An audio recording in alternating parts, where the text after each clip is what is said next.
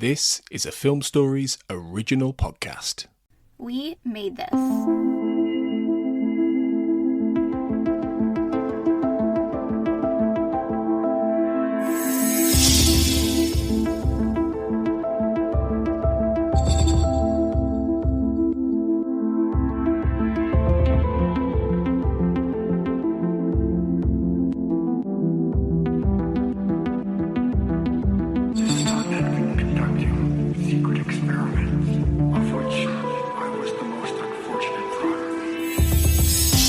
Welcome back, everybody, to the X-Cast. As ever, the truth is in here. I'm your host for this episode, Carl Sweeney, and thank you very much for joining me for this podcast, which is all about the episode Vienen. And fortunately, for this one, I'm joined by the only man I'd willingly be trapped on an oil rig with. It's Tony Black. Tony, I think you'll find this is Tony Black Oil, Carl, today. Hey! Oh, I can't believe I didn't think of it. I had to do it.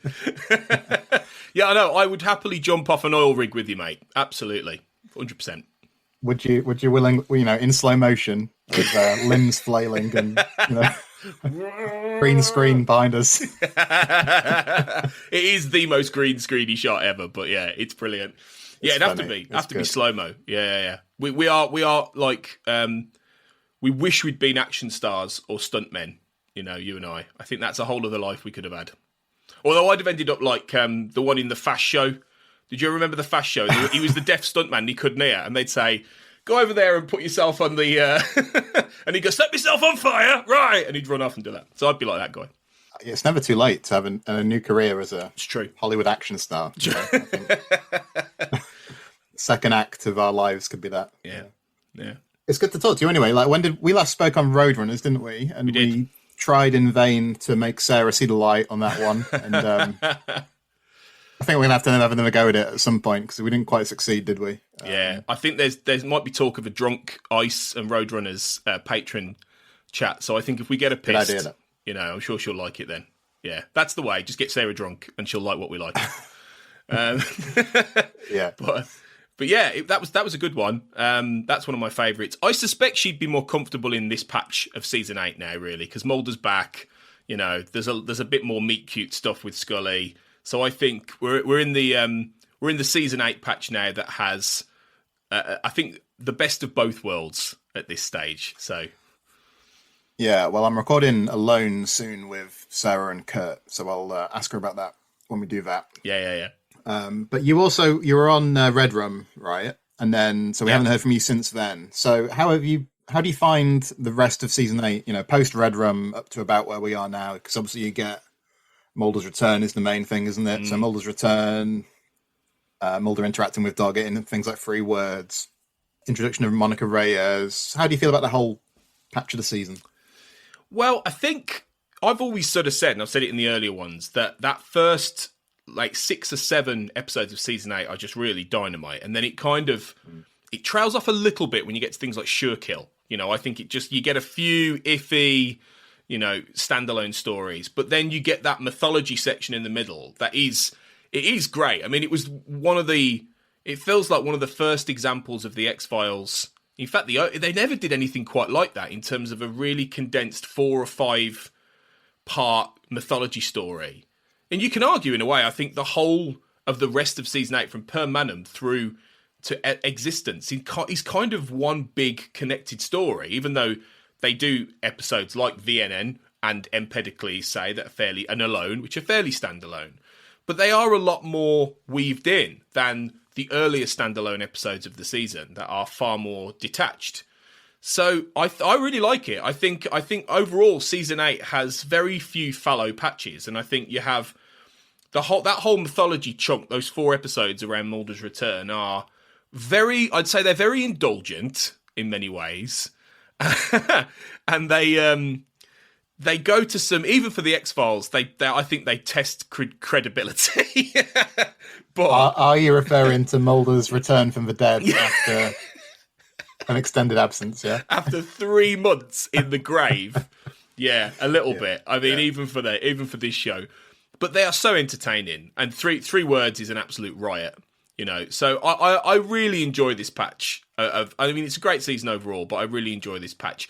Even if by this point, I think it's lost a little bit of that back to real basic, scary, chilling X-Files factor that you had in that first half of the season, which I would say is still my favourite overall. Yeah, no, I agree with that. I think you make a lot of fair points. I think I've said it on one of the earlier episodes, but the absolutely best episodes of the season are in that early stretch for me. But what comes in the second half is generally very watchable and propulsive, isn't it? Like, it all builds towards what happens in essence and existence. So it's the kind of thing you can sit down and just kind of mainline, isn't it? So it seems quite telling to me that a lot of people, like Kurt, I know, had this experience when he sat down to watch season 8 and was suddenly blasting through quite a few episodes. You know, it's bingeable in a way that maybe other seasons aren't, you know, just because of the way it's designed. Yeah, definitely. There is the binge factor. I think in that it was, in some ways, I think it was slightly ahead of its time in what it was doing, and it was leaning into the growing propensity for serialization that was kicking off around this point, and it was in the early, you know, sort of days of that transition from standalone storytelling and network stuff. So it was leaning towards that, and I think it went further with that in season 8 than it's ever gone in any other season. I think even afterwards, even the revivals and all this, that went back to much more of the earlier model in some ways. So I think honestly, I think if we ever do get the reboot or the spin-off or whatever it is, I think this is much more the kind of style it would be. I think you would have a season 8 template in many ways, and maybe even more serialized than season 8. In the sense that you'd have like a real through line, is that what you mean? And potentially maybe like a big bad or something that's kind of percolating through the whole thing. Is that what you mean? Yeah, I think so. I think you would have much more interweaving, overlapping storylines that would still branch off and tell, you know, standalone-ish stories, but I can't ever see it being quite the old model in the same way in future. But, you know, I'd be fine with that, because I think, if it was like season 8, I think that got the balance right really well. You know, because to be fair, something like VNN, yes, it's very much connected to all the bigger mythology, but at the same time, it's very standalone. It's a real odd beast in that sense. So I think if they did that, I think I'd be very happy. Yeah, you're right, because it's like the Black Oil, but stripped of a lot of the context of those earlier Black Oil stories, isn't it? Like, they don't get into stuff about the vaccines. Exactly. You know, it's a good point. So let's talk about Vienen then. So we've got this episode, which was written by Stephen Maeda, directed by Rod Hardy, who directed Roadrunners that we talked about earlier in the season, as well as Salvage, I think, shortly afterwards. This episode was first broadcast on April 29th, 2001 in the USA. June the 7th over here in the UK, Tony. That was right before my 19th birthday, in that case. That was 2 days before my 19th birthday. I would have enjoyed that on telly. So thanks, X-Files. Yeah, so I was going to say, I would have been watching it on that date for sure. I'm sure you would have been as well. Yeah. And this, of course, is the episode that sees Doggett and Mulder travel to an oil rig to investigate a murder that may be linked to the Black Oil, as we've kind of said already. So, general thoughts on a mark out of 10, Tony? I know you like this episode quite a bit, don't you? Yeah, well, I lobbied to be on this. As soon as we got the season 8 episodes, I was like, yep, I want to do VNN 100%. Yeah, this is a very, very easy 8 out of 10 for me, VNN. I don't think it's necessarily as good as something like Roadrunners or Red Rum, but that I was on earlier. But I think this is a real blast in more than one sense of the word. I think they never quite did an episode like this before, in a way, because this is very much designed to be an action buddy spectacular. You know, they know fully what they're doing here. You know, they're setting it on a very masculine, macho setting in an oil rig. You've got political intrigue going on in the background, which I love, because they very rarely went into those waters as well, and they do in VNN, and it's very clear it's tied up. And the joy of bringing Mulder and Doggett together for a proper story with those two is something that, I mean, you never get this again in this way. You know, after this, yes, they are in much better terms. And what's great about VNN is it takes them from real antagonism that has been established since 3 words, and by the end, real respect, which I love. And I think, and it's a great little story that does that from beginning to end. But after this, they're all part of the ensemble, if you like. And Mulder plays much more with Scully, as you'd expect. So this is unique, this episode, in that way. And I think David Duchovny and Robert Patrick have both said how much they enjoyed working together for an extended period of time. And you can see, I think Duchovny is, in this episode, more galvanised than we've seen him since the end of season 7, frankly. I think he's having more fun. Certainly, he looks bored in Empedocles. He's going through the motions to an extent in 3 words, because it's just replaying beats he's done before. I feel like he's really having fun here, because he's playing something a bit new, and he's getting to tell a story with Mulder that isn't something he's done before, and I think you can really see that. And obviously, and Robert Patrick feeds off him really well. They actually work surprisingly well together, off each other, in this episode, even though they're very different actors, very different styles, and it's just great fun. It's great fun, and then you throw in all the mythology stuff, which we'll come to, and that makes it even better, because it's basically a big reunion. Whoa, hey, the black oil's back, woo! And it even knows that in the teaser. That teaser is basically like, look who's back, woohoo! Like, so yeah, it's a cracker. No, I agree with a lot of that. I've just marked it slightly more harshly as a 7 for me, and that's okay. I'll explain why. But I think you're right. I think there's lots to. It's not like Roadrunners where like we were a 9 and Sarah was like a 4. You know, it's not a big deal. No, I think there's lots to enjoy here. I think, like you say, some very solid work from the actors, isn't there? Like Duchovny and Patrick in particular play off one another very well indeed. It's also a very nice episode to look at, isn't it? Because the episode makes really good use of that oil rig they were able to film on. So you get some very memorable like establishing shots and those dialogue scenes where they're walking around the rig and stuff like that, where it just looks great. Yeah. More widely, I think, like I sort of said, it's another episode like Roadrunners where Rod Hardy's directing and he did a bang-up job. So it's a shame he only did those 3 episodes in total. Yeah. It'd have been good if he was around into season 9 or whatever. You know, he's good director. Yeah, I just don't... Rewatching it, I don't think it's as good as I once thought it was. I remember being kind of wowed by this when I first saw it in 2001. I think it's a little bit too overstuffed. Like, I think the frequency... It's quite telling, I think, that you only really mentioned Doggett and Mulder there when you were talking. But I think like the frequency with which you cut back to the FBI to see what Scully's up to, I think it kind of takes away a bit from the Doggett Mulder interplay. It would have been good if they were properly isolated out there and we were just kind of with them the whole time. I think we can talk about more about this as we go along, perhaps, because what I sort of feel is, it's this kind of passing the baton thing, isn't it? Or passing the office telephone, you know, with the bookending scenes at the start and the finish. But that sort of journey that they go on feels a little bit truncated to me.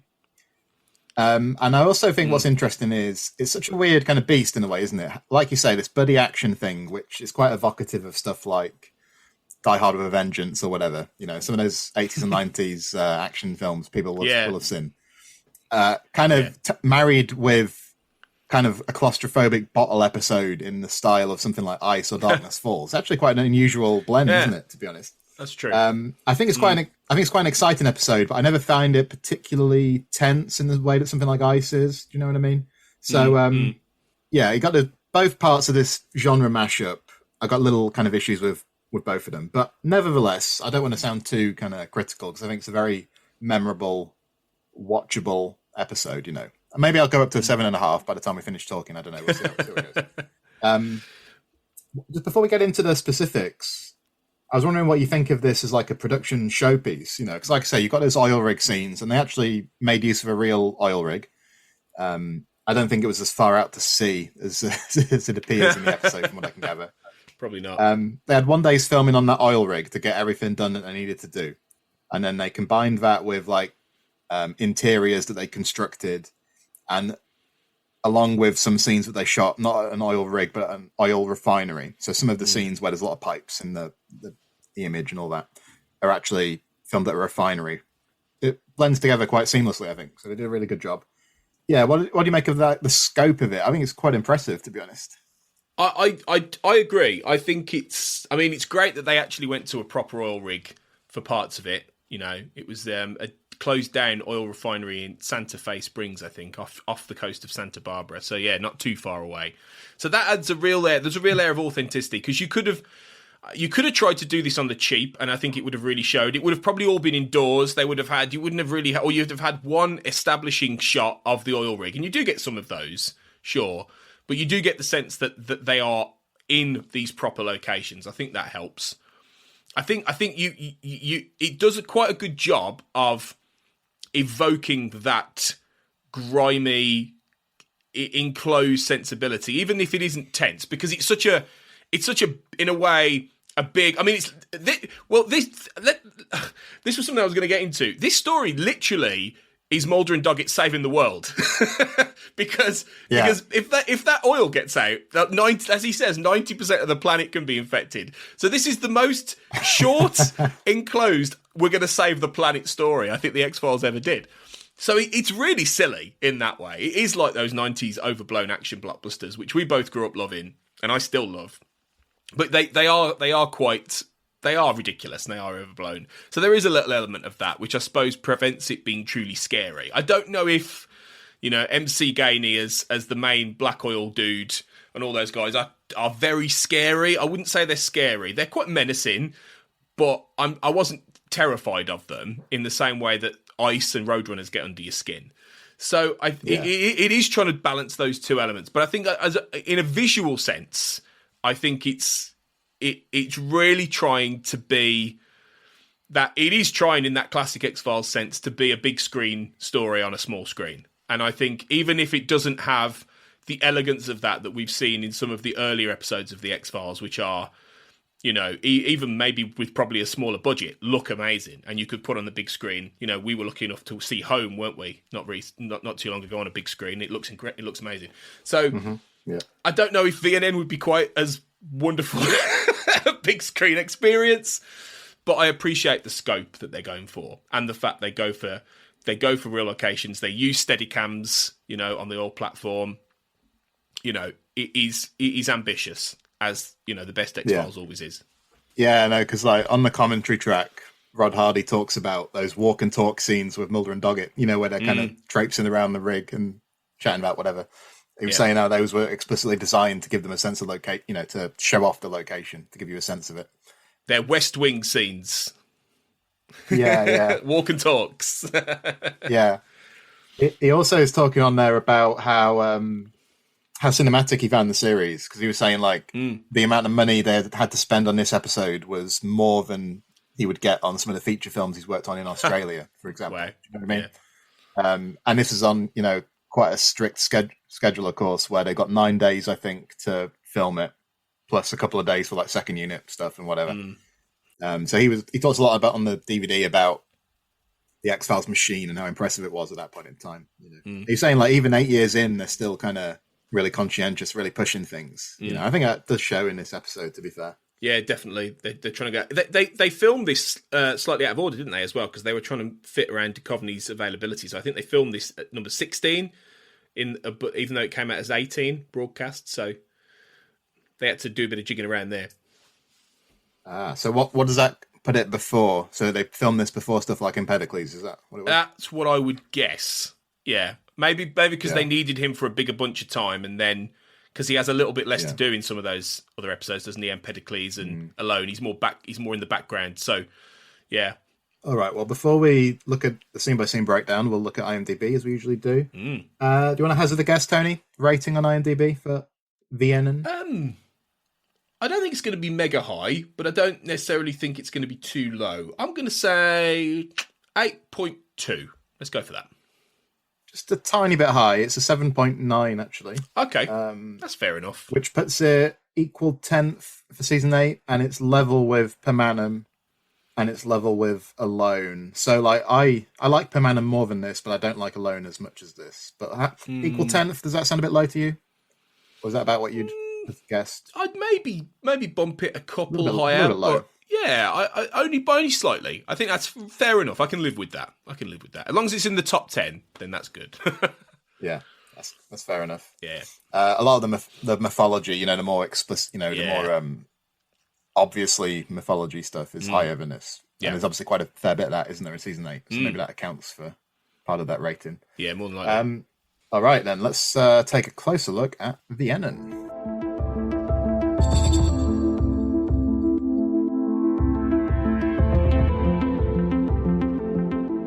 Okay, so we get into the teaser, obviously on the oil rig. The guy's relaxing. I think when you say it kind of evokes the location quite well. I assume this is one of the interiors they constructed, but you get a good sense of, these are the guys that sat around watching ice hockey, all of that.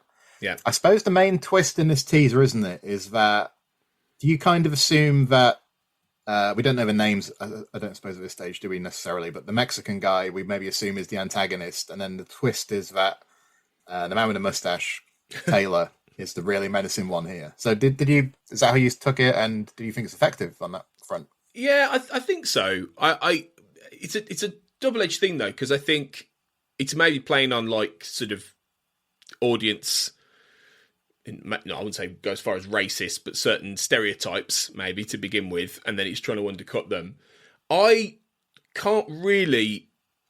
And this isn't fair to the episode, because the episode came before what I'm going to mention, but I can't really look at MC Gainey, having watched Lost, and think he's going to be anything other than a villain, frankly, because he's a very key. He's the guy in Lost who takes Walt off the boat. So he's quite a. He's not a major character in that show, but he's quite, in the terms of that show, he's quite iconic in that way, and he's menacing.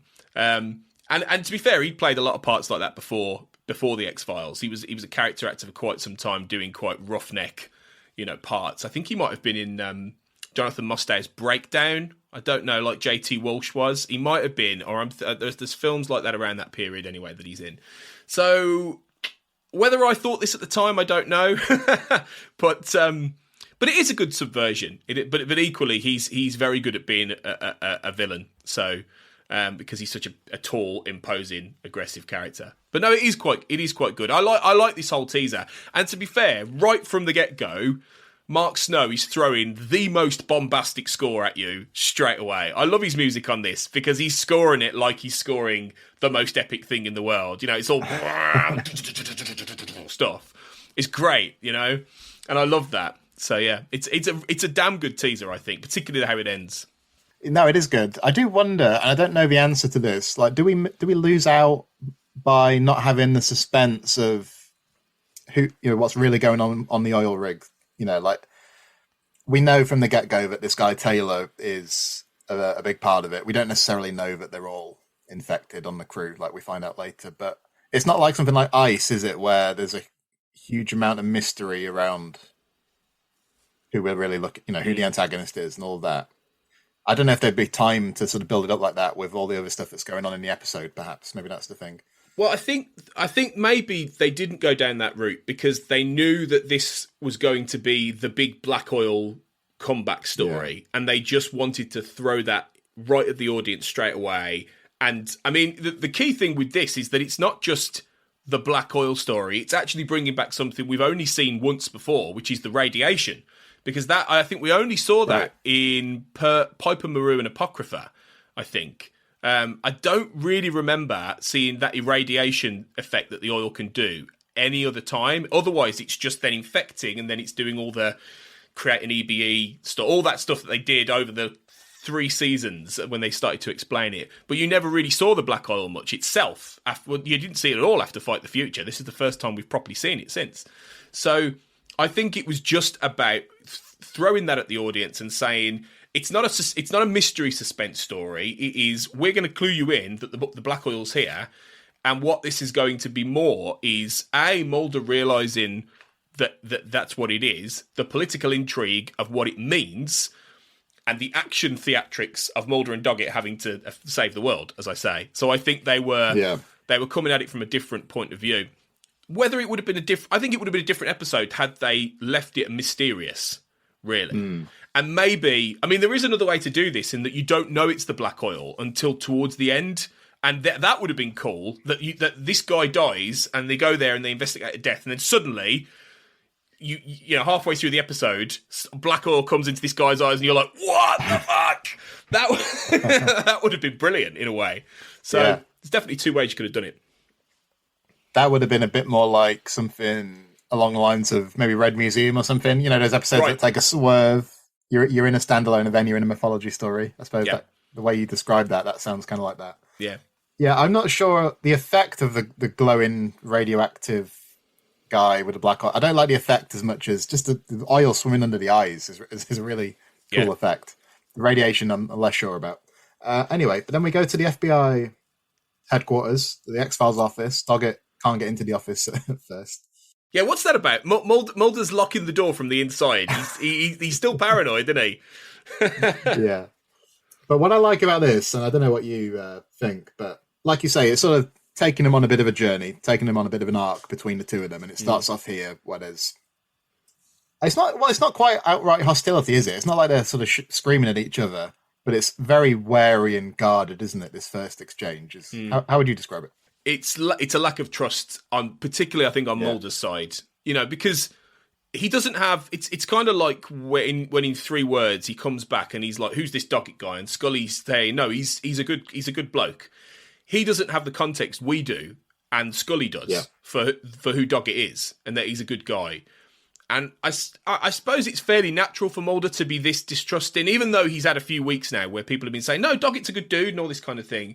And then they had a bit of a clash in Empedocles, didn't they, where Mulder's helping Reyes and Doggett's like, you stay out of my life and all that kind of thing, which is a bit overwrought, but Empedocles is pretty overwrought, let's be honest. It's quite ripe.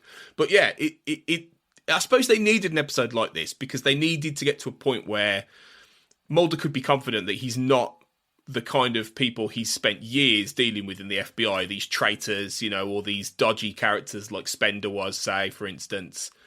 And at the same time, Doggett's got because he's only ever really known Mulder as the guy he was trying to find up until these episodes. He was almost mythologized, I think, in Doggett's eyes. He was, Mulder was this, MacGuffin to go and find. And then when he's meeting the real guy, I mean, to be fair to Doggett, when I first met Mulder in the way he was, I'd have thought, this guy's a dick. Like, what the fuck did I spend all this time trying to find him for? He's a dick. So I think it's good for them to have this experience. And I think even though it might seem a little forced, maybe, as a dramatic beat, I think they get the balance a bit more right here than, say, they did in Empedocles, for instance. No, I like it. I think because it's not too kind of... I don't think it's too forced or schematic. Do you know what I mean here? No. I think it feels fairly balanced, to be honest. Yeah. Okay, so they go up to see the guy. They go up to Kirsch's office, don't they? Skinner's there. And the guy from the oil company, who played by Miguel Sandoval. Yay. I mean, what do you think of... Do you immediately think of Jurassic Park when you see him? Or what do you associate him with? He is, isn't he? And that's true. I don't. I think of Clear and Present Danger with Harrison Ford because he's the Colombian drug guy in that. He's like the bad one of the baddies, and he's really good in that because he's an absolute shit in that film. And so I immediately, because I love that film anyway, it's one of my favourite movies. So I go there straight away. But and he was also in Alias. He has a run in Alias as well, playing a similar kind of. He's like a slightly dodgy CIA guy. So no, he's a good actor. And in fact, they don't always get, because it's not the biggest part in the world, but they don't always get good character actors like this sometimes to do that. So I was pleased to see him. Yeah, I think he's good. I think this scene, like we said, Duchovny's good in this episode in general. He's good here at playing a Mulder who fits in even less than before, if that was possible.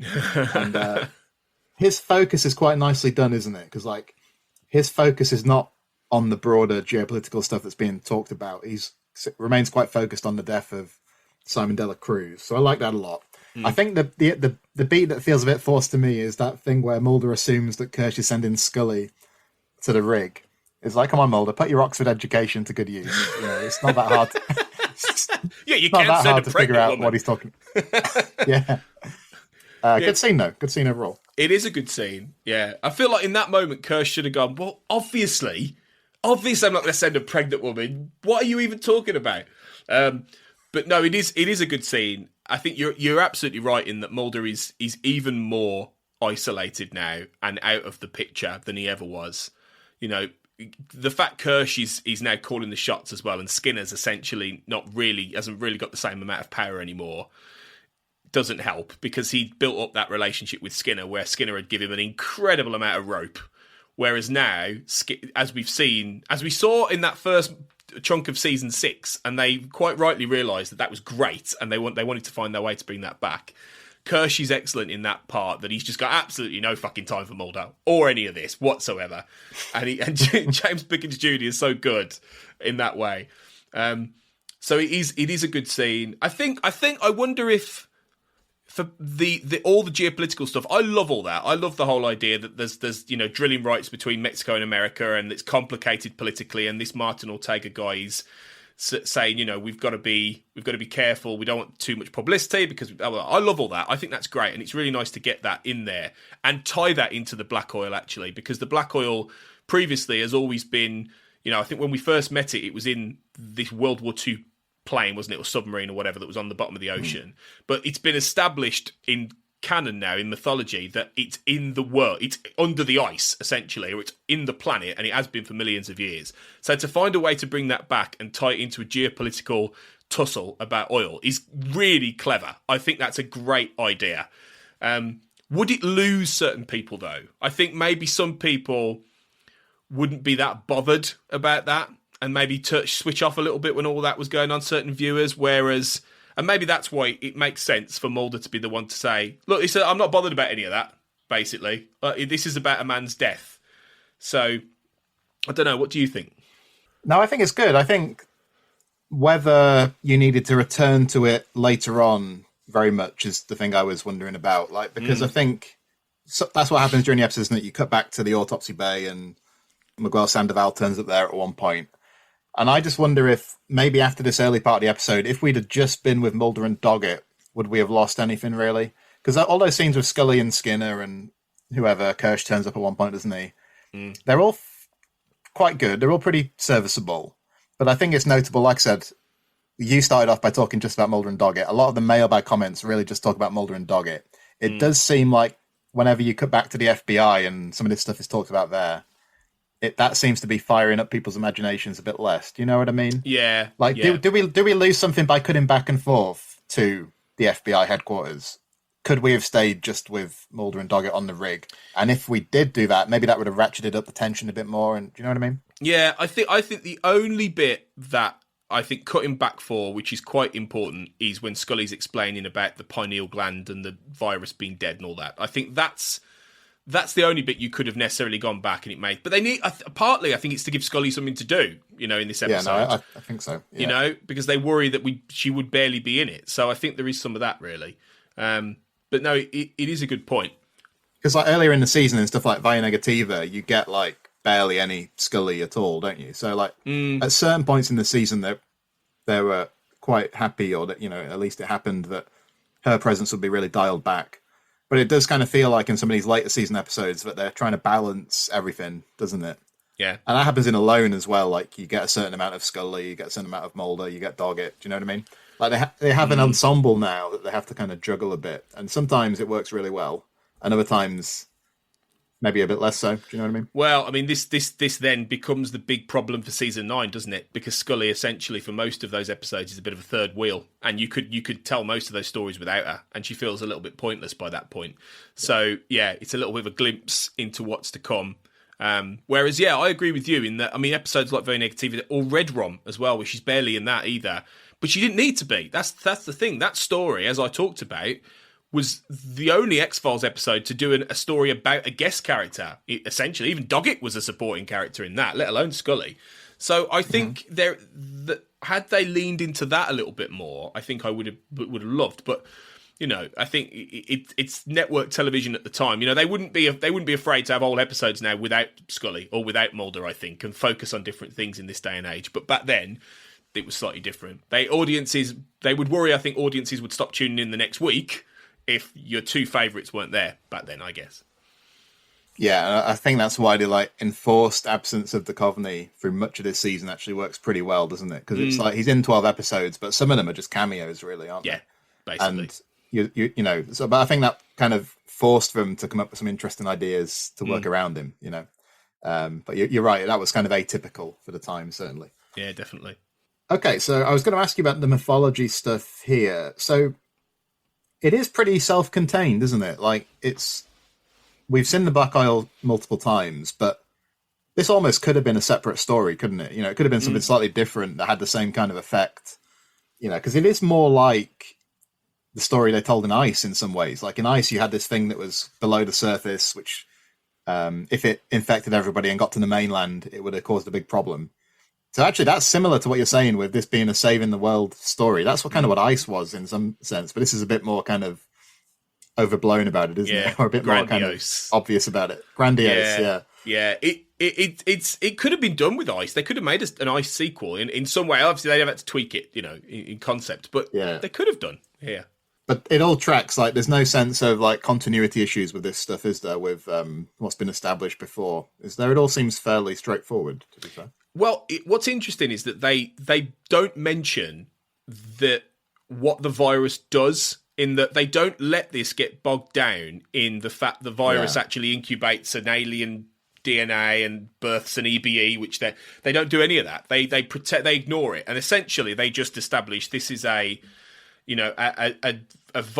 intelligent, conscious virus that can jump from person to person, that can infect people, can irradiate others, which again is something that I think they didn't do after Apocrypha, because they thought it would complicate what the virus was and the ideas of the vaccine and all this kind of thing. That they basically just decided, right, let's just make it something that infects other people and then do the whole thing about birthing all this stuff as part of the colonization plan. But the thing is, we're so far past any of that now. We're 2.5 seasons past the Syndicate, past the Smoking Man at this point. It's a whole different world, and they're obviously establishing an entirely different mythology here with, the replicants and all this kind of thing that will really kick in essence and existence, and then throughout season 9. And as everyone has commented many times, these 2 final seasons are like a new mythology, and they were designed in that way in many ways that only tangentially links back to the old days. This feels like a real sequel to Fight the Future in a way, and that mythology, but just done. It is like that classic idea of a sequel movie that just brings back a classic villain, basically, and doesn't bog the viewer down with too much, back knowledge or backstory. You could show this to somebody who's never really seen the X-Files, and they would pretty much understand what that stuff is, even if it's weird and mysterious and And I think that's really strange for this show and really quite unique, and maybe a sign that they could at times indulge in the mythology without it being too nebulous. And I think that's one of the good things about this. Yeah. And maybe why they never really use the black oil again either, really, except fleeting little glimpses of it, maybe in The Truth. And I don't even know if they use it in the revival series. You might see an alien bleeding some black blood or something. I don't know, but that's it. So not in the same way. Not in the same way. And this is it. This is the last real appearance of the black oil, and I think it's handled in a really interesting and very accessible way. Yeah, I agree with that. I think so too. And let's talk a bit about when Mulder and Doggett actually come across one another on the oil rig. So that's when it becomes apparent, isn't it? But this is the template we're following. This is a buddy action thriller kind of setup with these kind of chalk and cheese characters. Yeah, there's some good interplay between the two of them, isn't there? In those early stages, like the Mulder sort of saying that Doggett won't turn up anything valuable. Doggett kind of says, well, Mulder thinks, you think I've got this narrow field of vision, and the whole what church kind of exchange. It's all solid stuff, isn't it? And like we said earlier, really, really well played as well. Yeah, they know, they figured out how to write Doggett, crucially, by this point, and they pretty much had got him, I think, nailed him pretty early on. They'd figured him out quite well, Chris Carter. But they really know how to write him now, and I think they know this episode is figuring out how does he work opposite Mulder, who's full of one-liners, and Doggett isn't that kind of guy. He's not a one-liner guy. He can be quite dry-witted, but it's different to Mulder. Yeah. So this is a nice way of doing it, where I think Mulder doesn't get quite the same reactions that he did with Scully as he does with Doggett, and so it's more. I think you really see Doggett's just plain bloke exasperation with Mulder in this episode. He's a little bit like, "What are you talking about?" That kind of thing, it's another. This is another great example for Doggett of him Is it this episode where Mulder says, "How did you get stuck down here?" or something? I don't know if it's this. That's one. At the beginning. No, that's at the beginning, isn't it? In the office, yeah. Yeah, but this is another great example, like we sort of talked about on Roadrunners, where Doggett must be thinking, what the fuck am I doing with my life right now? Like, I'm on an oil rig with some alien being that can... And whereas Mulder takes it in his stride. So I think that contrast is a lot of fun to see, like you say. Oh, definitely. And I think one thing I noticed going back to watch the episode this time is like, I remember being surprised watching this in 2001 when Mulder gets sacked at the end of the episode. Just thinking they would never do that, thinking that he's back, he's going to be, eventually he'll be back in the fold properly, But actually, when you watch this episode, they tee it up fairly effectively, don't they? Because like when Scully gets through to the rig and they're saying stuff like, well, look, Kirsch won't tolerate this. I think like the clues are there, aren't they? That this could be the direction it kind of goes in. Without it being too obvious, it does still come as a surprise at the end of the episode in that final scene, doesn't it? But I think they play fair on it. Yeah, I think it's foreshadowing is the wrong word. The structure of the plot is allowing that to make sense by the end. And like you said at the start, it is a passing. If they don't really know it throughout most of it, but it is the passing the torch episode, and it is well layered in for sure. Although Mulder could have been sacked like 100 times before this for things he did. So it's a bit like, what is it? Is it simply? I mean, that's where the political intrigue does make sense, because is it the fact that this hasn't just affected the FBI? They've basically torpedoed the Americans getting an entire oil province worth billions of dollars. So presumably somebody. Forget the fact Mulder's Mulder. Somebody upstairs has said to him, somebody's got to take the fall for this, Kirsch, and it's not going to be me. And he's like, right, well, Mulder's head is the one that rolls. So on that sense, I think it's big enough a story and a consequence for Mulder to get sacked for the first time. So, yeah, I'll buy it. He doesn't have Skinner to protect him in the same way as he once did. Kirsch isn't going to tolerate a lot of this stuff, and you're right, though. It's like, is this any worse than what he did in something like Paper Hearts, where he let a convicted sex offender out? He managed to, he could have been fired many times over. Yeah, take your pick. Okay. What do you make of, they always kind of have a bit of a reference to the baby in these later season episodes, don't they? Even when it's not the main focus. So like, sometimes just a line or two. Here it's like Mulder saying, when he gets old enough, you tell the kid I went down swinging. What do you make of all that as just kind of an audience reminder, I suppose? But is it a bit too offhand or something? I don't know. No, I think it's Chris Carter. I think really likes and I suspect that might be a line he might have thrown in, or Duchovny did. I don't know, but they're enjoying playing with the possibility that Mulder's the dad here, and they do it in a lot of these episodes. You've got it in Empedocles with all the Mad About You comedy stuff, which is obviously, a bit hit and miss, to say the least. Yeah. The Pizza Boy and all that. Yeah. It's there in quite a few of these episodes. So I think it's just another example of the playing with the audience here a little bit. And I suppose it is that kind of action movie staple, isn't it? Where you call your loved one just as about, like Bruce Willis calling his daughter just as he's about to plunge a nuke into an asteroid. It's that kind of thing. So maybe there's a little bit of that in there. I'll tell you what I was wondering this time. Like I said, I do feel like we'd lose a bit by cutting back and forth to the FBI. I really like the stuff on the rig, and I'm a bit less fond of the stuff at the FBI. And I take your point about there are certain industrial concern. You want to get all your actors in at this point in time and all that stuff. But I was wondering if, like, is there a way to make Doggett have the breakthrough here? Because what I think is missing is, like, why exactly does Mulder come to trust Doggett so much, apart from the fact that they've had this shared experience on the rig, yeah?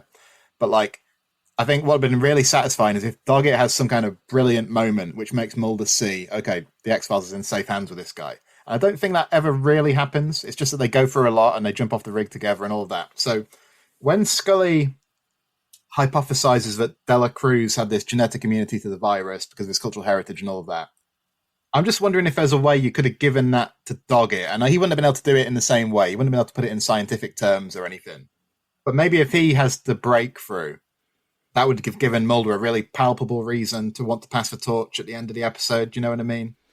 And I'm just wondering if that's a way they could have gone down. Because I feel like there's a missing piece with that Mulder-Doggett arc somewhere. You know what I mean? Well, I suppose a way that could have been done was if you'd have had the guy that Doggett tries to protect. I can't remember his name. What's the name of the the Mexican guy on the rig. Yeah. Garza, right? If Garza had been obviously a little bit better with English, be able to speak English, and maybe Doggett at some point in the episode had brought Mulder to Garza and said he knows things about this virus. He knows how it could die. He knows how to kill it. And Garza gives the exposition to Mulder about, I'm immune. I have an immunity to this. I can save the world because of my immune, or something like that. And Mulder is then with Doggett trying to get Garza off the rig, knowing that he's proof of the virus. He's proof of the X-Files. All that's, like he's had with other people before. Maybe he would have trusted Doggett more, that Doggett was doing this for the benefit of the work, for the X-Files, and for the, the mythology, even if Doggett believes it or not, which he doesn't really. So that could have been a way to do it, I think, as opposed to it being... But then, you'd have had to rejig the plot a little bit. Although that wouldn't have been a massive rejig, really. You could have just had an actor... You could have just had a character who is more proficient speaking English, who delivers the exposition that Scully is given. That would have been an easy rewrite, really. So I see what you mean. I do see what you mean. It is a little bit of a... There's not really anything in this to suggest to Mulder that Doggett is... going to carry on the X-Files in the spirit of the work. Although maybe it's just he saw that Doggett's a noble man and he's a good guy and that he tried to save a man's life, and that maybe it was just that. And then based on, probably Scully in the background say, look, you can trust him. Like he's not you, but he can trust him, which is obviously a conversation we don't see. So it could just be that. Yeah. But you're right. It is a leap, and it all does happen very quickly. The ending of this particularly happens really fast. The moment they jump off the rig, you basically cut straight away to them walking back into the FBI. You don't see them being rescued. You don't see any of that stuff. So, no, I get your point. Yeah, I think it's just, I think it's still very watchable, like I said. It's just I'm wondering if it could have been done even more effectively. Because the actors are so good. But do you think this should have been a two-parter in some way? Could this have been stretched out a little bit, this story? I think potentially either a two-parter or a single episode, but much more focused on Mulder and Doggett, I think would have worked well.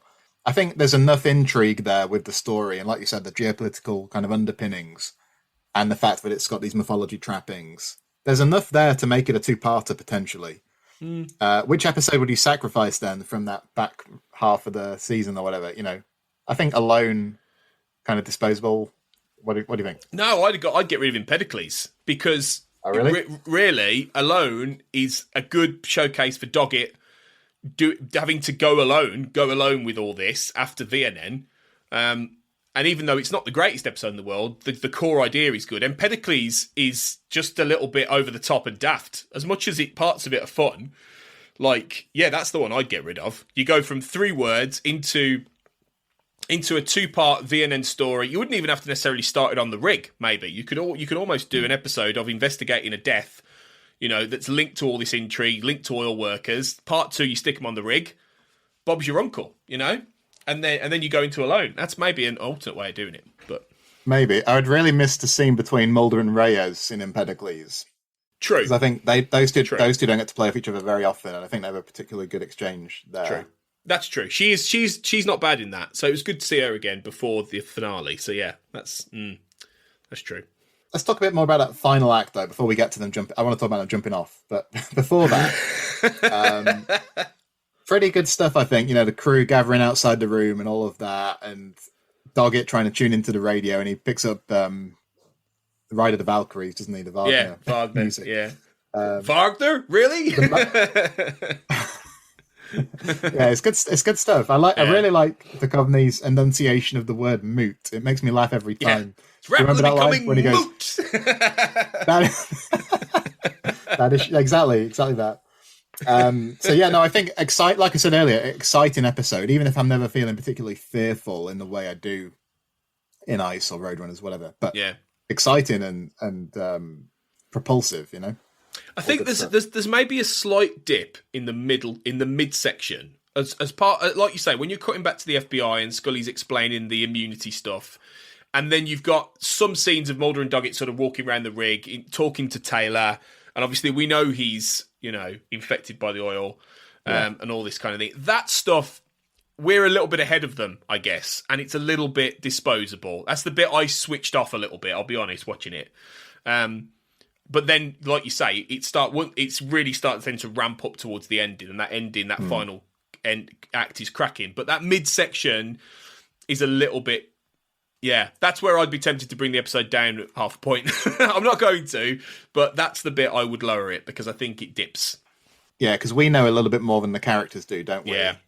Maybe if that had been a bit more played as a mystery, then that section might have been a bit more engaging, perhaps. I think that's an interesting point. Can I, at this stage, can I talk a little bit about something that I've seen on looking into this about the Galfex Orpheus platform, and a little bit about Gaza stuff? You might have come across this, but there's I don't think I have. Go on. Go for it. Well, it's called Galfex Orpheus, the platform, and a writer called Michelle Bush wrote a book about myth in terms of X-Files, and I'm going to read a little bit about a bit of back to this, because it links to the Gaza stuff as well.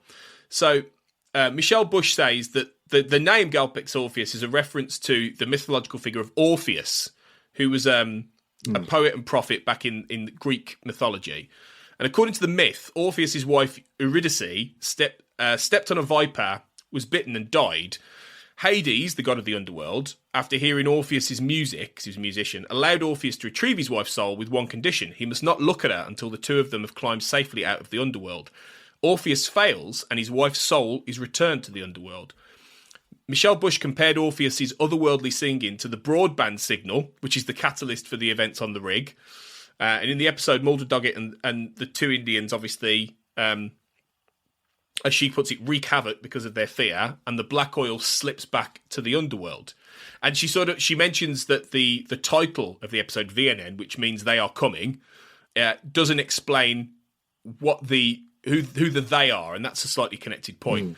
But we can come to that. But what do you think about the Orpheus stuff there? I mean, is that a bit of a reach, do you think, or is that an interesting? Did they know what they were? I mean, it's Orpheus with an X. That is the name of the rig. Yeah. So it's not Orpheus in the same way. But what do you think? That's a reach, or do you think that they had some idea of Greek mythology in the background? My default assumption is always like, the people who make these things are much cleverer than I am. So, like, my default is like, if one of us has come up with it, it probably is intentional, And in this particular series, they are in tune with that kind of thing, aren't they? Some of these episodes we've done with Chris Knowles, where he's drawn out these parallels with things like Oubliette and all of that. Yeah, it makes you think that probably is something they had in mind, at least, doesn't it? So on the commentary, Rod Hardy talks a lot about how because Chris Carter isn't the writer on this episode, but he tells a couple of stories about Chris Carter rewriting things kind of for the episode. Yeah. So it makes you wonder where that came in. Did it come from Maeda? Did it come from, we don't know that. But I think there's a good chance. Yeah, I hadn't put it together until you said it, to be honest. So it's a good spot. But my assumption would be that it's deliberate. What about you? Well, potentially, yeah. I think it feels like, to use Orpheus, Galpex Orpheus, and they don't say Orpheus, they say Orpheus, like the mythological figure. So it could be, it could have that kind of link. I think it's interesting when she's talking about, and there's another writer called Douglas Kellner who talks about the what Gaza says. She says that when the Gaza says they're coming, there's no direct. He says the flying ships, which makes us think it's aliens. But yeah. Which makes sense, but it is mysterious, and I love that scene actually where it's like they're Vienen, and Mark Snow's music is just creepy as hell, But it's what one of the great things about the X-Files is the anticipation of what might come, and the anticipation of storytelling in the X-Files is always more satisfying in many ways than anything we get, or a lot of what we get. I think anyway, the expectation of certainly with the mythology is always more entertaining. And it was just interesting how this guy Douglas Kellner suggests that the they, could mean the super soldiers as well, and that there might be a tie into that, because obviously they are now everywhere. So I don't know. It makes you wonder. Obviously, we don't see any UFOs, we don't see any alien ships in this. But what do you make of all that? Because it's how does he know that they are coming, and what were they going to do when they get there? Are they just going to beam up all the workers? I don't. That's mysterious. Yeah, I don't know how he would have known that, actually. That's a good point. My assumption was always that it was just a reference to UFOs who were going to come and spirit everybody away or whatever. Yeah. But could it be the super soldier? I don't know. I don't know. Have we looked on Eat the Corn? What does Eat the Corn say? Yeah, we'll have to do that later. But no, just some interesting observations, thinking deeper. Yeah. I'll tell you what I was thinking as you were talking. Back to your question about could this be a two-parter? Like, what would be a good if this was a two-parter, what would be a good cliffhanger at the end of the first episode is what I'm wondering. And I'm thinking maybe if at that point that's when you reveal it's the black oil. Yeah, definitely. Do you know what I mean? Yeah. That would be a good thing, wouldn't it? Yeah. If like we don't know it in the teaser, we don't know it all through that early part, and that's our to be continued. That's exactly what I thought. When you said that then, I was like, that's where you cut to whoever it is, Taylor or whatever, the guy, and suddenly... The eyes. Yeah, the eyes. And Mark Snow's music. And then you're like, oh, it's the black oil. Yeah, that would be ace. It's a shame we never got that. Yeah, definitely. Yeah. Let's talk a bit about that action kind of climax then. So, obviously, the running around the platform, all the flames kicking up, all of that. Mulder and Doggett coming face to face with the men on the rig. And the main thing is the jump, isn't it? Like I said earlier, slow motion, limbs flailing. I think, to be fair, you get a couple of different you get a few different angles on this, don't you? Like in the wider shots, all the effects look pretty good, and then there's a closer shot where they come in a bit, and it's a bit less convincing, I thought. But it's like it's of a piece for some of these other films we've been talking about, like the one I think, like I mentioned, Die Hard with a Vengeance, when then they jump off it's not a oil rig, it's like a boat or something. Yeah, it's a boat. They jump off the boat. That must, definitely. I think that's probably the chief inspiration because they jump off the boat and it explodes behind them. Yeah, could be. It's very silly, but I quite like the fact there's a little bit of even Mulder's thinking that because he's like the guys in the chopper are saying jump like this, and Duggan's like, let's do it on 3, and Mulder's like, What about a 20 count? Because he's like, really? We got to jump off a fucking oil rig? I love that. Yeah. I think that's very funny. Yeah, well, this is where they, like I said, I would have liked something else that really helped them solidify their bond, but they've been through this together, so you can understand them being a bit easier with one another afterwards. Do you think maybe that 20 count was an ad-lib by Duchovny? Because that wouldn't surprise me if he'd thrown that in there. It's because there's a little bit of a glint in Mulder's eye. It wouldn't surprise me if that's a Duchovny line. Well, how about a 20? Like that. That sounds at least plausible. Obviously, I haven't looked at the script or anything. We might well do a script episode again for season 8 like we did for season 7. With, hopefully.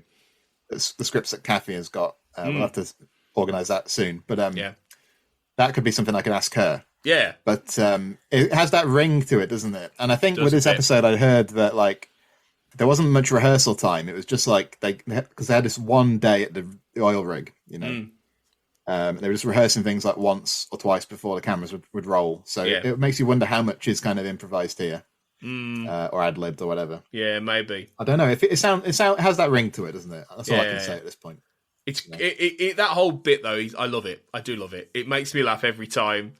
It's so it knows what it's doing. It really does. It's great. It's big and it's fun. Yeah. And it takes us back to, obviously, like you say, we kind of segue quite quickly down to the FBI again, and we get the scene which bookends the opening scene in the office, doesn't it? So Target coming back, the door's open this time.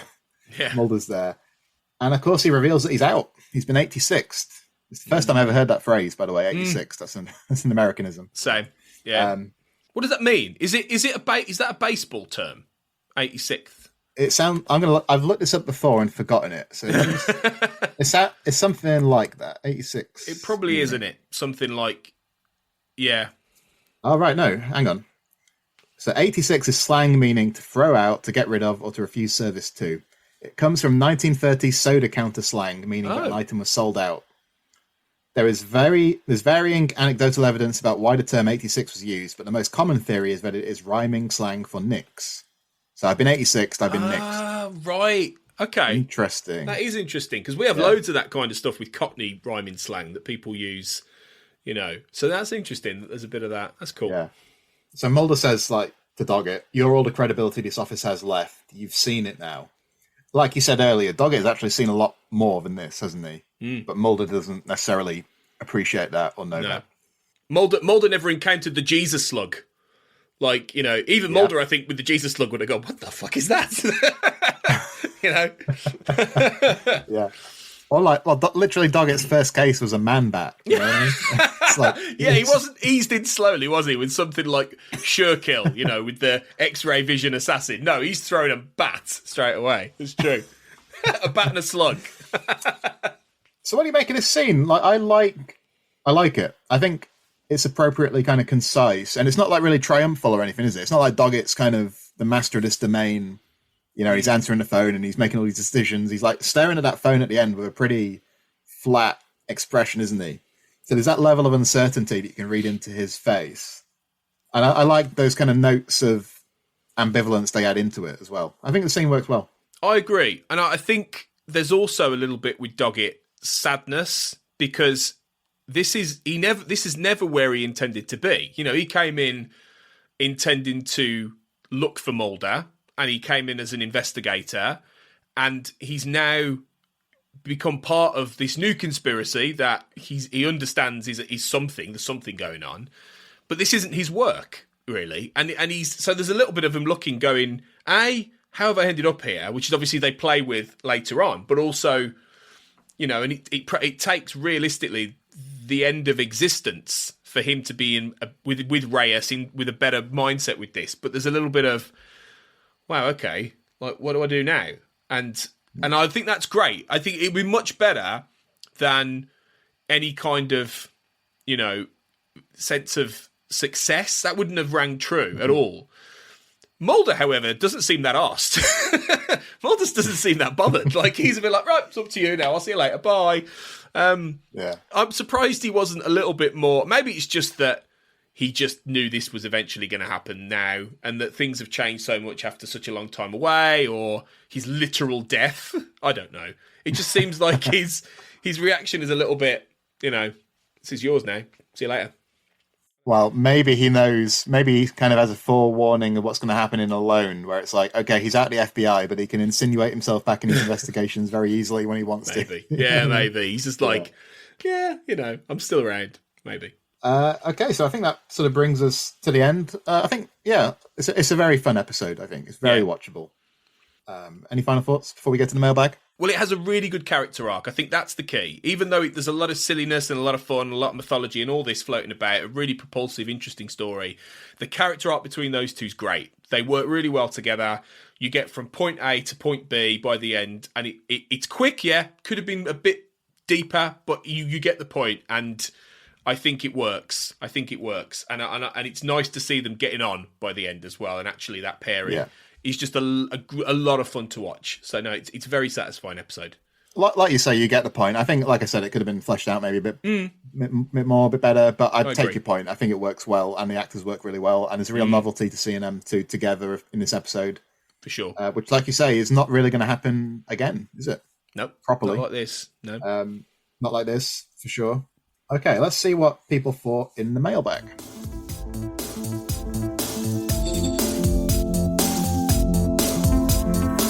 Beginning with Matt Latham. So, no, skip not commenting on the Davy train for a change. Skip it. Yeah. Well, it's only a short one, so I'm going to read it out. So he says, I remember really enjoying this one, and that Mulder and Doggett work well as characters. If there was proof that Doggett was the injection needed to freshen up the X-Files formula, then this episode has to be one of the main pieces of evidence arguing that. Along with some of those earlier episodes, I think, in the first part of the season. But it does feel novel, doesn't it? As we kind of said. So he's got a fair point there. I agree, yeah. Don't tell him I agree with him, but I do. Okay. All right. My lips are sealed. Okay, Liam Shane Coughlin says, a standout hour of television. Vienen is by turns thrilling, dark and scary. The isolated base under siege with all its John Carpenter archetypes is a setup that dates back all the way to the first season. It is no less effective than its icy or firewalking progenitors. But the excellent rapport developed between the mismatched agents here allows both the outgoing series lead and his successor to develop wonderful new facets of each of their characters. Some of Duchovny's best work of the season features with a plot that kisses to the past, whilst clandestinely developing the future. Vienen is high on atmosphere and dread, creating a body horror X-File that I'm willing to bet Jordan Peele would hold in high esteem. An exercise in body horror dressed in the trappings of an oddball buddy cop drama. The subversion of expectation, coupled with the excellent rapport developed by Duchovny and Patrick, create a season standout. Such a shame that the promise of Vienen and its wonderful final scene was not allowed to emerge as a butterfly from its chrysalis. A ninth season devoid of Mulder and Scully that allowed its new agents to fly and soar. As it is, Vienen is simultaneously a classic of its genre and a melancholic look at a lost opportunity. That's an interesting point, isn't it, about the promise of it not really being realised. And I feel that like that with a lot of the stuff that happens towards the tail end of season 8, actually. Because I feel like Existence sets up some really interesting things with the investigation into Kirsch and all of that. And then like the first 15-20 minutes of nothing important happened today, like knocks down a lot of the things that could have been potentially quite interesting. Do you know what I mean? Yeah. So I know that's not what he's saying here, but I think he's got an interesting point. Yeah, those episodes should have been called "Nothing Important Happened in These Episodes." Frankly, anyway, we'll get to that. But no, he does. I think he's. I don't really. There's two things I don't agree with what he says. I don't really think there's much sense of dread. I didn't really feel a lot of that, and I'm not sure it's body horror either. I don't quite see it as body horror. I can kind of see where he's coming from, but I don't know if that's quite how I'd term the episode. I wouldn't call this a horror story. But I think he's right on. I think he's right on a lot of the other stuff. I think he's absolutely right on the rapport, and I think he's right about the fact that season 9 doesn't. It's a different conversation, I know, but it doesn't follow up on the detaching from Mulder and Scully. Definitely. So, but I'm glad he liked it. He seemed to. I think he liked it even more than me. So that's really good. Yeah, no, I think. From what I can gather, just from seeing a few of these mailbags, I think Liam's really into season 8. As I know a lot of us on the Xcast are. Yeah. So it's kind of good to see some positive appraisals of the season, to be fair. Yeah, it's lovely. Okay, got a few short comments. So just jump in, Tony, if anything here interests you or want to comment on. So Anna Brigida Gomez says, Dude, if they would have stuck to this as the new show with Doggett and Mulder taking the place of the skeptic and the believer, the show wouldn't have gotten cancelled. It was a really exciting episode. Wow. That's an interesting point. Obviously, that's kind of, completely speculative because they knew at this point, I think, that Duchovny probably wasn't coming back. So, like, the idea of a season with Mulder and Doggett doing this was never really going to get off the ground. But was there potential there? Oh, I don't know. I that's very interesting. I don't think anyone's ever said that comment before. An X-Files without Scully. I think, I don't know if it could sustain a season, if I'm honest. I think this is an episode that is getting them to a point, and I don't know if they're a partnership team exactly. I think Scully and Doggett could have absolutely sustained a much longer run, just the two of them, 100%. I think they worked well together. The idea of Scully being a little bit more of the believer and Doggett the skeptic, and potentially the fact that those two might have in the end overlapped at points or gone the other way, depending on the plot, I think could have been really cool. Equally, I don't think Mulder and Reyes would have fitted either, because they're not. I wouldn't say they're the same, but they're too. They believe too much. Yeah, I don't see that jigsaw working. So for me, Scully Doggett is the best combo. But it's interesting. It would have been interesting to see Mulder and Doggett investigate a few more cases, at least, together. So, yeah. And what would they have been like in a more traditional story, investigation paradigm? That's a definite what if. That would have been very, very fascinating. Oh, yeah. Like if they turn up to investigate patients or something like that. Do you know what I mean? Right. Like where they have to do the crime scenes. And your bog standard. Yeah. Okay, so Chris Knoll says, David Duchovny and Robert Patrick had really great chemistry. Both said they really enjoyed working together, and you can really tell they're having a lot of fun here. Yeah. Nicole Wilson-Ripsom says, it was a good plot, a well-paced ep, and Mulder and Doggett worked well together as characters. It also introduced a scientific way to cure the black oil, which I really wish they pursued more in later episodes or seasons. Definitely one of the best eps of this season. Well, that's an interesting point, in that they sort of attribute the cure to a native sort of a Mexican tribe, don't they? Or community or whatever. Yeah. Now that to me feels like a little bit where they're going to end up going with the Native Americans and the magnetite later on. So they've got this they've got this idea, haven't they, that maybe the way to defeat these colonizing invaders is with the indigenous populations of under threat, like, areas. Now that to me is a theme that is worth. That might be an essay for me. That's one. Somebody must have written that. Probably on Eat the Corn somewhere. But that definitely seems like a refrain that they want to repeat. The idea that the only way to defeat these colonizing alien invaders is with native populations and their natural immunity, and that by ignoring them and by trying to truncate them and destroy them, we are the arbiters of our own doom. That's fascinating. Because it kind of goes back to stuff like Anasazi, doesn't it? Yeah. Where, like, the way to defeat the Smoking Man in that context is to have this kind of oral tradition of passing on messages and things. Yeah, kind of valorizing the natural over the technological. Exactly. Interesting. Yeah. Get working on that essay, please. I will. Watch this space. Just a few more. Chris Henry says, great episode and a simple to follow story. Loved the return of the old school Black Oil. In general, season 8 mythology was the best it had been for a few seasons, and this was a great accompaniment. Adam Silver says, the idea to put Mulder and Doggett into a buddy cop action movie situation as a means of passing the torch is a brilliant one. Steve Maeda wrote some of the more inspired episodes in the last 2 seasons of the original run. That's interesting. What else did Maeda write? Can you remember off the top of your head? I need to look that up. We can look it up here. Didn't do our research. Men look stuff up on the internet. Yeah. That'd make a good podcast title, I think. It's all right. We can edit this so it looks like we've got this information at our fingertips. The beauty of editing. Okay, so when Adam's talking about Stephen Maeda, he's referring, I think, to episodes like 4D, Audrey Pauly. Yeah. I think he wrote Brand X. He wrote 4D, Audrey Pauly, Vienen, Red Rum, Brand X. Yeah, that was it. He wrote 5, I think. The rest he's just like in the writer's room by the look of it. So that's probably a fair point, isn't it? Because I think a lot of people would point to 4D as a season 9 episode that works fairly well. Yeah. Fair. Yeah, that's a good one. This one. That's a good one. Yeah. Or a lot of people like Audrey Pauly as well. I haven't watched a lot of these for years, actually. I haven't seen Audrey Pauly for donkeys, so I don't know. The jury's out there. But I remember that being quite weird. He's quite varied, actually, in the stories he's told, to be honest, because... But then at the same time, he likes a little bit of intrigue. Like Brand X, you've got the corporate intrigue. Red Rum, you've got the lawyerly aspect and the court stuff. VNN, you've got this with the oil. I suppose Audrey Pauly's a bit of an outlier in that sense, particularly. But he's quite varied with these stories, which is quite good. I suppose Red Rum and 4D, you've got kind of a playing around with chronology or timelines. Do you know what I mean? Which is kind of interesting. Yeah. Sort of a Twilight Zone-y kind of feel to some of those stories, like Audrey Pauly. Yeah. He wrote some good episodes. Fair play, Steve. Well done. Yeah, well done, Steve. Okay.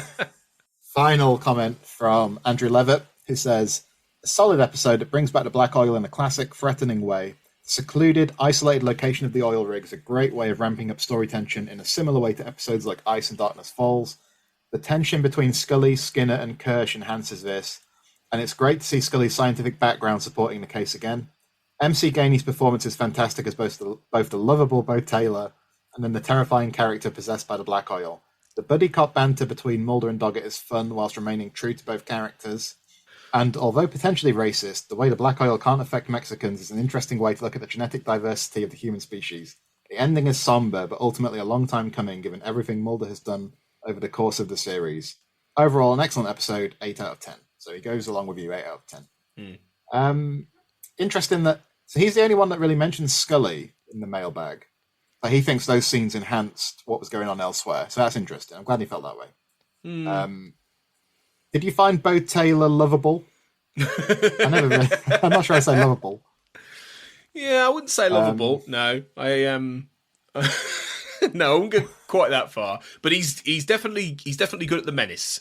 He's definitely good at the possession, and he's definitely good at that. We don't really know him though, do we? That's the thing. You don't really know him particularly. It's like and you know he's possessed right from the get go. So the guy that we're seeing is not the guy. He's whatever is in him. So okay, so I think we can leave it there, Tony, on Vienen. All right. tell us where we can find you online, what you're up to these days. So, usual places, really. I'm mainly to be found on Twitter at AJBlackWriter. You can find me on my website, culturalconversation.co.uk, where I'm doing various bits of writing. And you can find links to my books that are coming out. I am going to be having, by the time you listen to this, I think there might be some X-Files writing that I am doing for a website called The Companion, which I'm very excited about. So you're going to see some pieces on the X-Files from me on there. And just find me generally on We Made This, on the We Made This network. You can find that mainly, it's on Facebook and Instagram, but you can mainly find it on Twitter at W Made This. So you'll see all the other shows that I'm doing. So yeah, that's where I am. Great stuff. Cheers, Tony. Looking forward to, I don't know, how much are we going to be hearing from you during season 9? Like, well, any favourites of yours that we're going to hear you on? I might do a couple of commentary tracks for things. I might do 4D, actually. Having said that, that was something I was thinking about recently. I might be on 4D. I think you and Sarah are doing Jump the Shark next year. I think that's our combined one, which is quite different. So that'll be fun. You might see me pop up on something like Trust No One, which is the one where Scully's full of angst. So it is called Trust No One, that one, isn't it? Yeah, with the number isn't it? 1. I had a bit of a brain fart then. I was like, with the number, yeah. Because I do like that, and it's got Terry O'Quinn, so that gets an automatic 10 out of 10 for me. Oh, yeah. So you'll probably see me crop up on some of that, but I'm not going to be on a vast domain because I think most of it's shit, really. So sorry, but I'll be on much more of I Want to Believe Minute, which we'll do after that. So you'll see me a lot more then. Hopefully, we can round up some people with a bit more enthusiasm. To guest on the other episodes. Well, there are definitely people in the XCast family who really like season 9. So and I like a couple of them. So yeah, we'll be fine. Yeah. We'll get plenty of people. You guys are just gonna have a bit more. It's not going to be season 8 fun and games. It's going to be a bit more of a slug, I think. So brace yourselves. Although maybe we'll all come out of it thinking it's great. Maybe we'll all come out of it going, actually, we got it wrong. It's way better than we thought it was. Who knows? Yeah, maybe. I'm not convinced. Okay. No, I think yeah, there's some good stuff there. I think up to a point. Like it's underrated up to a point. It's it's too easily dismissed out of hand by a lot of people. But yeah, there's some good stuff there. Yeah. Okay. All right. You can find me on Twitter at CKJ Sweeney. I'm also around in the XCast basement, the X-Files basement, the XCast podcast fan group. Also posting a bit on Instagram with Sarah. So I'll be back soon with Sarah and Kurt on Alone. So yeah, we're closing in rapidly on the end of season 8, and I'll also be back on Existence. I think Kurt's going to host Essence, and then I'll be back on the final episode for Existence. Cool. So I'm looking forward to that. But yeah, you can find the XCast on Twitter at X_cast. I mentioned the basement already. Instagram, the XCast pod. So those are all the usual places, all the places you can find us. Thanks for listening to this episode, listeners. And until next time, always remember, they're coming. Elsewhere on We Made This. Make it so. A Star Trek Picard podcast. Why? Why do you even need to bring that up? You don't. We've done a story, and you're just using that for the. Oh God! No, it's like no.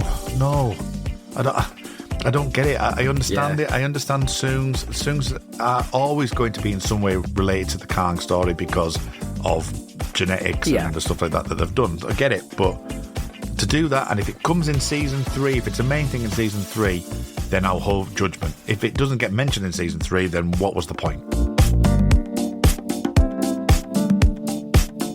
Pick a disc. Guardian reading lefty, which A bleeding heart is one of the phrases we use a lot here in the US. Like, he cares about the homeless.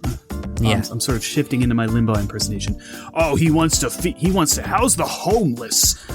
What is he, a communist? Like, that's not maybe a little, but he's concerned with this. He's concerned with climate change. He's concerned with poverty. He's concerned with just general treatment of your fellow human beings. Like, I'm sure he resents having been subjected to trauma in his own life, and that gives him a great deal of sympathy, which I think is a good quality.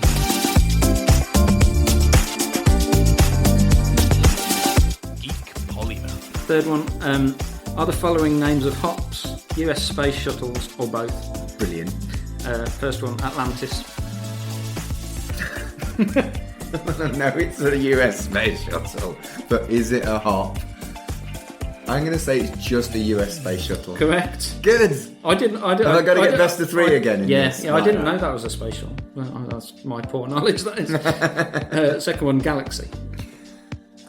I know that's a hop because I've seen it in a pub recently. I don't know if it's a space shuttle, so I'm going to say both. Just a hop, that one. Oh, damn it. Next one, Endeavour. Check out all of these shows and more on the We Made This podcast network.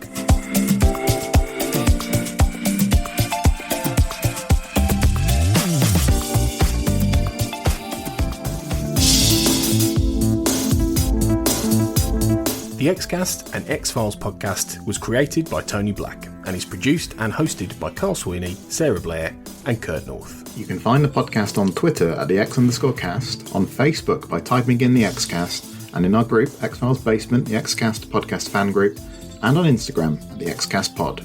Don't forget, you can support the show by becoming a member on Patreon.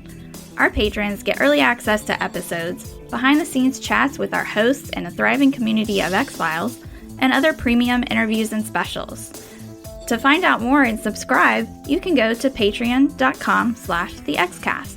That's patreon.com/thexcast. We are also part of the We Made This podcast network, full of popular culture shows, including our Millennium series, The Time Is Now. You can find all of our shows at our website, wemadethispod.com, or via Twitter at wemadethispod. Thanks for listening and keep watching the skies.